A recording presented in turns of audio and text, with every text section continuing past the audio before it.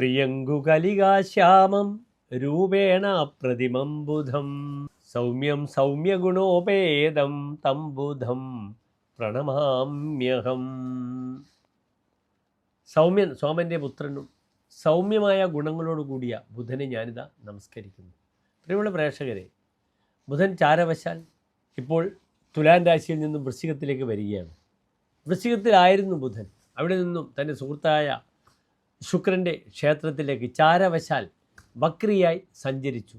നല്ല ഫലം പലർക്കും ലഭിച്ചു എന്ന് പറഞ്ഞു വക്രിയായ ബുധൻ, തുലാൻ രാശിയിൽ നിൽക്കുന്ന ബുധൻ. ആ ബുധനിത തിരിച്ച് വൃശ്ചികത്തിലേക്ക് വരികയാണ്, തൻ്റെ ശത്രുക്ഷേത്രത്തിലേക്ക് വരികയാണ്. ഡിസംബർ 6-ാം തീയതി വൃശ്ചികത്തിലേക്ക് പ്രവേശിച്ച ബുധൻ 23 ദിനങ്ങൾ വൃശ്ചികമാസം 29-ാം തീയതി വരെ വൃശ്ചിക രാശിയിൽ നിൽക്കുകയാണ്. എപ്രകാരം മേടം മുതലായ രാശികൾക്ക് ഈ ബുധൻ്റെ ചാരവശാലുള്ള വൃശ്ചിക രാശിയിലേക്കുള്ള പ്രവേശനം ശുഭാശുഭ ഫലങ്ങളെ പ്രദാനം ചെയ്യുന്നു എന്നതാണ് നമ്മൾ ചർച്ച ചെയ്യുന്നത്. അത്ര നല്ല ഫലം ബുധന് വൃശ്ചിക രാശിയിൽ ചൊവ്വാക്ഷേത്രങ്ങളിൽ മേട വൃശ്ചിക രാശികളിൽ പറഞ്ഞിട്ടില്ല. ദ്യൂതാന്ന പാനരത നാസ്തിക ചോര നിസ്വ കുസ്ത്രീക കൂടകൃത് അസത്യരഥ കുജക്ഷേ. ചൊവ്വാക്ഷേത്രത്തിലെ ബുധൻ അസത്യരഥ, സത്യരഥനല്ല, സത്യമാർഗത്തിൽ സഞ്ചരിക്കില്ല, അസത്യമാകുന്ന മാർഗത്തിലൂടെ സഞ്ചരിക്കും. സത്യസന്ധമായ രീതി അദ്ദേഹം സ്വീകരിക്കില്ല. പിന്നെ അദ്ദേഹം ആരാകുന്ന ബുധൻ, മേടൻ രാശിയിലും വൃശ്ചിക രാശിയിൽ നിൽക്കുന്ന ബുധൻ ദ്യൂത അന്നപാനരഥ. ദ്യൂതം എന്നാൽ ക്രീഡ, കളികൾ. നമ്മൾ എല്ലാവിധ ക്രീഡകളും, പഴയ മുച്ചീട്ട് കളി മുതൽ ചീട്ട് കളി മുതൽ ക്ലബ്ബുമായിട്ട് ബന്ധപ്പെടുന്ന കളികൾ, അല്ലെ ഗാംബ്ലിംഗ്, ലാഭം പ്രതീക്ഷിച്ച് ചെയ്യുന്ന എന്ത് ക്രിയകളും, ഷെയർ മാർക്കറ്റിങ്ങുമായിട്ട് ബന്ധപ്പെടുന്നതും ദ്യൂതമാണ്. ഒരുതരം ചൂതാട്ടമാണ് അതൊക്കെ. ലാഭം ലഭിക്കാം, ലാഭം പ്രതീക്ഷിക്കാം, നശിക്കാം, രണ്ടുമാവാം. ദ്യൂത. അന്നപാനരതി, അന്നത്തിൻ്റെ രതി, ഭക്ഷണ വിഷയത്തിലുള്ള രതി. പാനം, ഡ്രിങ്ക്സ്, കുടി, മദ്യവുമായിട്ട് ബന്ധപ്പെടുന്ന മേഖലയിലുള്ള താല്പര്യം. ദ്യൂത അന്നപാനരതി, അല്ലെങ്കിൽ അതിലുള്ള രഥ, താല്പര്യം. നാസ്തിക, ദൈവവിശ്വാസം വളരെ കുറയുക. ആസ്തികത്വമില്ലാത്ത അവസ്ഥക്കാണ് നാസ്തികത്വം എന്ന് പറയുക. ചോരഹ, ചോരയ രീതി ചോര, കളവ് പറയുക, കളവ് പ്രവർത്തിക്കുക, കള്ളനാവുക. നിസ്വഹ, ധനമില്ലാത്ത അവസ്ഥ. നിർഗതം സ്വം യസ്യ സഹ, തനിക്ക് ധനമില്ല തൻ്റെ കൈവശം. കുസ്ത്രീക കൂടകൃത്, കുസ്ത്രീക, കുസ്ത്രീ വിഷയത്തിൽ അങ്ങേറ്റം താല്പര്യം. കുൽസിത സ്ത്രീ, കുൽസിതയായ സ്ത്രീകളിൽ, വർജിക്കപ്പെട്ട സ്ത്രീകളുള്ള താല്പര്യം. ഇത് ചൊവ്വാക്ഷേത്രങ്ങളിലെ ബുധൻ വളരെയധികം പ്രകടിപ്പിക്കും. കൂടകൃത്, കൂടകർമ്മങ്ങളൊക്കെ ചെയ്യുക. അസത്യ രഥ, സത്യരഥനല്ലാത്തൊരവസ്ഥ. നല്ല ഫലമല്ല. മറിച്ച് ശുക്രക്ഷേത്രത്തിലെ ബുധനും സ്വന്തം ക്ഷേത്രങ്ങളായ മിഥുന കന്നിയിലെ ബുധനും വ്യാഴക്ഷേത്രങ്ങളായ മീനത്തിലും ധനുവിലും ബുധൻ്റെ ഫലം പറഞ്ഞിരിക്കുന്നത് വളരെ നല്ല രീതിയിലാണ്. കർക്കിടകത്തിലും ചിങ്ങത്തിലും പറഞ്ഞ ഫലങ്ങൾ നല്ലതല്ല. അപ്രകാരം മകര കുംഭത്തിലും പറഞ്ഞ ഫലങ്ങളും വളരെ മോശമാണ്. അതിനാൽ ഈ 24 ദിവസം ശ്രദ്ധിക്കുക. വിവാദങ്ങളിലൊക്കെ പോകാതെ, ഒരു തരത്തിലുള്ള പ്രയാസങ്ങൾ ആർക്കും ഉണ്ടാകാത്തൊരവസ്ഥ സംജാതമാക്കട്ടെ ഈ ബുധൻ.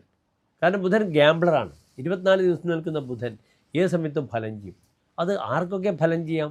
ഈ വൃശ്ചികത്തിൽ നിൽക്കുന്ന ബുധൻ എന്ന് നമുക്ക് ചിന്തിക്കണം. അതുകൊണ്ടാണ് ഈ ഒരു വീഡിയോ നിങ്ങളുടെ മുന്നിൽ ഞാൻ അവതരിപ്പിക്കുന്നത്. പ്രിയമുള്ള പ്രേക്ഷകരെ, ഏതായാലും നമുക്ക് നമ്മുടെ കാര്യത്തിലേക്ക് കടക്കാം. മേടം മുതൽ 12 രാശിക്കാരുടെയും ഈ ബുധൻ്റെ അവസ്ഥ എപ്രകാരമാണെന്നുള്ള ചിന്തയാണ് നാം ചെയ്യുന്നത്. നന്ദി, നമസ്തേ.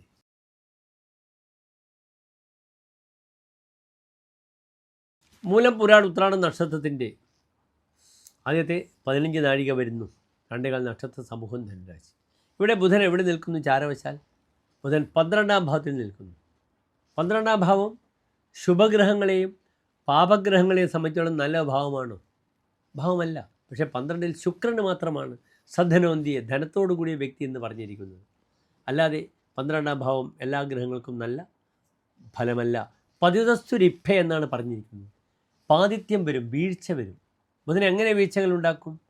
യാത്രയിൽ വീഴ്ചകൾ ഉണ്ടാക്കാം. പലപ്പോഴും യാത്രാ തടസ്സം വരിക, ദാമ്പത്യത്തിലുള്ള ക്ലേശങ്ങൾ വരിക, തൻ്റെ ആഭരണങ്ങൾ നഷ്ടപ്പെടുക, പലപ്പോഴും സ്വർണ്ണാഭരണങ്ങൾ ബാങ്കിൽ വെച്ച സമയത്ത് അത് തിരിച്ചെടുക്കാൻ പറ്റാത്തൊരവസ്ഥ വരിക, കർമ്മമേഖലയിൽ തനിക്ക് പേരുദോഷം വരിക, ജോലി നഷ്ടപ്പെടുക, ഇങ്ങനെ ധാരാളം ക്ലേശങ്ങൾ ധനരാശിക്കാർക്ക് സംഭാവ്യമാനമാകുന്ന 24 ദിനങ്ങളാണെന്ന് അറിയണം.